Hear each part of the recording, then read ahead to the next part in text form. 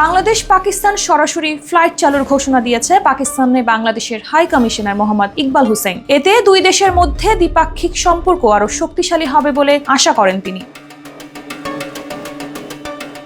তথ্যটি নিশ্চিত করেছে পাকিস্তানি সংবাদ মাধ্যম এক্সপ্রেস ট্রিবিউন। তাদের প্রতিবেদনে বলা হয়, পাকিস্তানে বাংলাদেশের হাই কমিশনার মোহাম্মদ ইকবাল হোসেন দুই দেশের দ্বিপাক্ষিক সম্পর্ক আরও জোরদার করতে সরাসরি বিমান পরিষেবা চালু করার পরিকল্পনা ঘোষণা করেছেন। গত 25 জানুয়ারি পাকিস্তানের খাইবার পাখতুনখাওয়া প্রদেশের পেশাওয়ারে এক সংবাদ সম্মেলনে বাংলাদেশ পাকিস্তানের মধ্যে গভীর ও ঐতিহাসিক সম্পর্কের উপর জোর দেন ইকবাল হোসেন। এ সময় দুই দেশের ভ্রমণ ও যোগাযোগের সুবিধার্থে সরাসরি ফ্লাইট চালুর ইচ্ছা জানান তিনি। ইকবাল হোসেন বলেন, এ ধরনের পদক্ষেপ উভয় দেশের মধ্যে পর্যটন, শিক্ষা এবং বাণিজ্য সহ বিভিন্ন ক্ষেত্রে সহযোগিতা বাড়াবে।